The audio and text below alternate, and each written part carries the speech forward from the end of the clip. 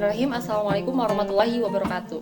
Di sini saya akan menjelaskan mengenai taklid. Taklid ini berasal dari kata qallada yuqallidu taqlidan, yang artinya itu mengalungi, menghiasi, dan mengikuti.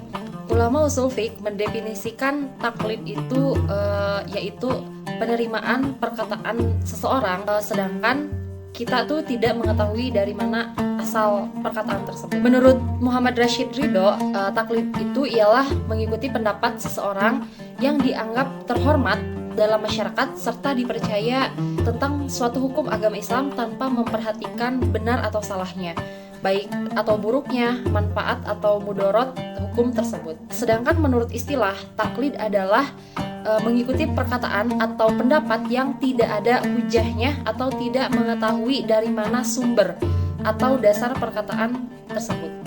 Ketika seseorang mengikuti orang lain tanpa adanya dalil yang jelas, baik dalam hal ibadah maupun dalam hal istiadat, nah itu dinamakan taklid. Baik, yang selanjutnya yaitu hukum taklid. Para ulama membagi 3 macam. Yang pertama itu adalah taklid yang diharamkan. Taklid yang diharamkan ini dibagi lagi menjadi 3 macam. Yang pertama itu adalah taklid mengikuti adat nenek moyang atau orang-orang terdahulu, sedangkan hal tersebut itu bertentangan dengan Al-Quran dan hadis. Kemudian yang kedua itu adalah taklid pada orang yang tidak diketahui bahwa dia pantas diambil perkataannya atau pendapatnya. Kemudian yang ketiga itu adalah taklid kepada perkataan atau pendapat seseorang yang dimana yang bertaklid ini mengetahui bahwa perkataannya itu adalah salah. Baik, hukum taklid yang kedua yaitu taklid yang diperbolehkan, yang dimana seorang awam yang tidak mampu untuk berijtihad maka ia diperbolehkan untuk bertaklid kepada seorang ulama yang sudah mampu berittiba atau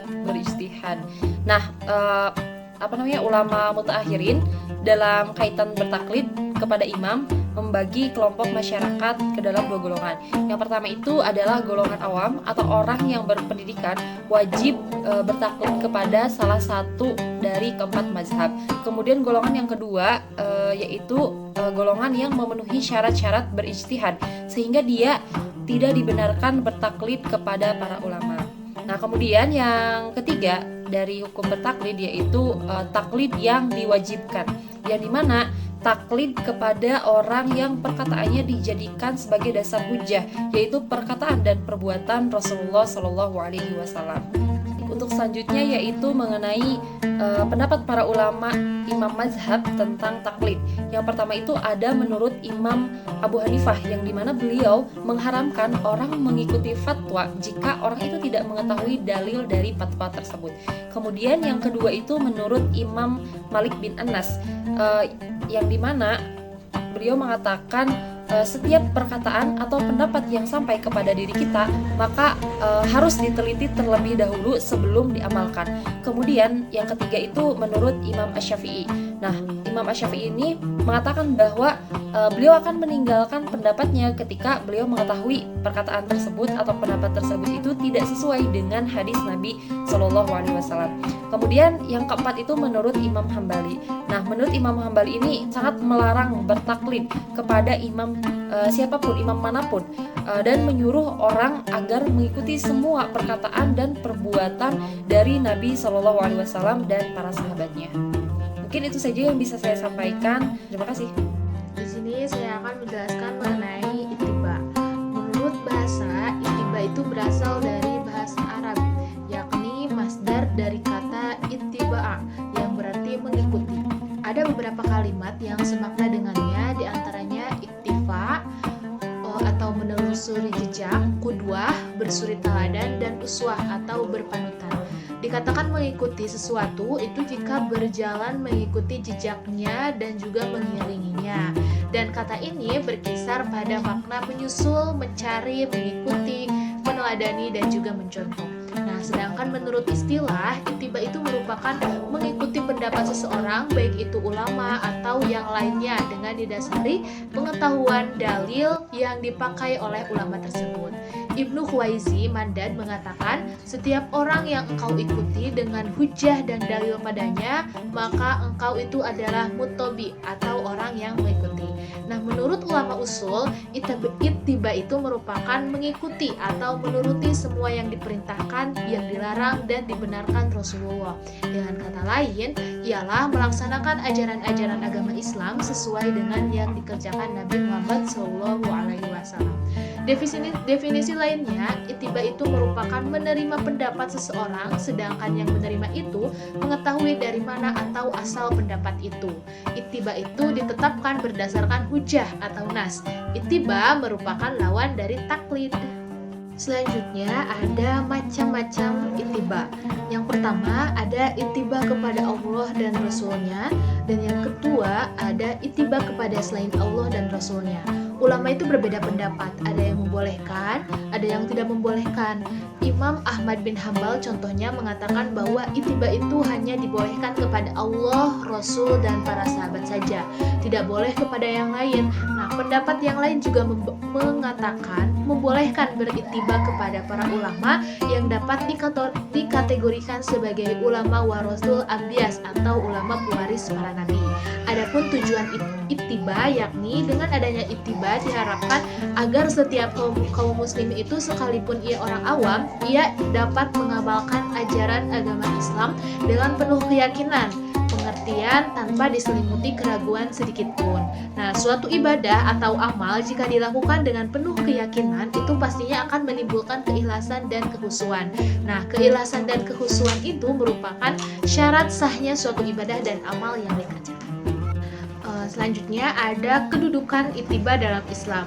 Ittiba kepada Rasulullah itu mempunyai kedudukan yang sangat tinggi dalam Islam, bahkan merupakan salah satu pintu seorang dapat masuk Islam. Nah, berikut itu akan saya sebutkan beberapa kedudukan penting yang ditempati oleh ittiba. Di antaranya yang pertama ada ittiba kepada Rasulullah SAW. Itu merupakan salah satu syarat diterima amal. Sebagaimana para ulama telah sepakat bahwa syarat diterima ibadah itu ada dua. Yang pertama mengikhlaskan nilai ibadah hanya untuk Allah, dan yang kedua itu harus mengikuti dan juga serupa dengan apa yang diajarkan oleh Rasulullah SAW. Nah, yang kedua, ittiba merupakan bukti kebenaran cinta seseorang kepada Allah Subhanahu wa Ta'ala dan Rasulnya. Dan yang ketiga, ittiba merupakan sifat yang utama wali-wali Allah Subhanahu wa Ta'ala. Nah, demikian beberapa kedudukan ittiba yang tinggi dalam syariat Islam, dan masih banyak lagi kedudukan yang lainnya. Hal ini menunjukkan bahwa ittiba kepada Rasulullah itu merupakan suatu amal yang teramat besar dan banyak mendapat rintangan. Mudah-mudahan Allah Subhanahu wa Ta'ala menjadikan kita termasuk orang-orang yang ittiba kepada nabinya dalam segala aspek kehidupan kita, sehingga kita itu nantinya akan bertemu Allah Subhanahu wa Ta'ala dengan membawa husnul khotimah. Amin ya rabbal alamin. Baik, sekian materi yang bisa saya sampaikan. Terima kasih. Assalamualaikum warahmatullahi wabarakatuh. Di sini saya akan menjelaskan penjelasan tentang talfiq. Apa itu talfiq? Talfiq itu secara bahasa adalah menyamakan atau merapatkan dua tepi yang berbeda atau dua tepi yang terpisah. Tapi talfiq menurut istilah ahlul fiqh itu berarti mengambil atau mengikuti hukum dari suatu peristiwa atau kejadian dengan mengambilnya dari berbagai macam mazhab. Contoh, nikah tanpa wali dan saksi adalah sah asal ada iklan atau pengumuman. Menurut madhab Hanafi, sah nikah tanpa wali, sedangkan menurut madhab Maliki sah akan nikah tanpa saksi. Jadi begitu, intinya apa? Mencampur adukan dua hukum yang berbeda. Itu namanya talfiq atau mencampur adukan madhab tentang menghukumi satu perkara sah atau tidak. Pada dasarnya talfiq itu dibolehkan dalam agama selama melaksanakan talfiq itu semata-mata untuk melaksanakan pendapat yang paling benar setelah meneliti dasar hukum dari pendapat itu dan mengambil pendapat yang paling kuat. Jadi talfiq itu teman-teman itu terbagi dua. Yang pertama boleh, yang kedua tidak boleh. Yang boleh adalah ketika talfiq untuk meneliti hukum. Misalnya ini setelah diteliti, oh ini pendapat yang paling kuat ternyata ada di Hanafi. Oh yang ini ternyata di Syafi'i, dicampurkan. Itu yang diperbolehkan dengan syarat orang tersebut harus memiliki kredibilitas ilmu dalam fikih, bukan asal-asalan ya. Selanjutnya ada pun talfiq yang tujuannya hanya untuk mencari yang ringan-ringan saja. Itu mengambil sesuatu yang ringan dan yang paling mudah dikerjakan, maka itu tidak boleh, dan talfik semacam ini banyak dikritik atau dicela oleh para ulama. Selanjutnya ada pendapat tentang talfik. Nah, pendapat tentang talfik itu ada 3. Yang pertama, untuk orang awam sebaiknya mengikuti madhab-madhab tertentu, tidak boleh memilih pendapat yang ringan karena tidak mempunyai kemampuan untuk memilih. Orang yang tidak ngaji gitu itu harusnya memilih madhab tertentu. Misalnya mau Hanafi ya belajar ya Hanafi, mau Syafi'i ya tentu di kita di Indonesia itu para ulama, para kiai, ustadz, habaib itu banyak yang Syafi'iyah, kita ikut aja Syafi'iyah. Selanjutnya pendapat yang kedua adalah membolehkan talfik dengan syarat tidak akan menimbulkan pendapat yang bertentangan dengan salah satu madhab yang ditalfikan tersebut. Yang ketiga, membolehkan talfik tanpa syarat dengan maksud mencari yang ringan-ringan sesuai dengan kehendak dirinya. Yang ketiga yaitu tidak boleh. Biasanya yang pendapat ini itu paling dhaif gitu, adhaf bahkan.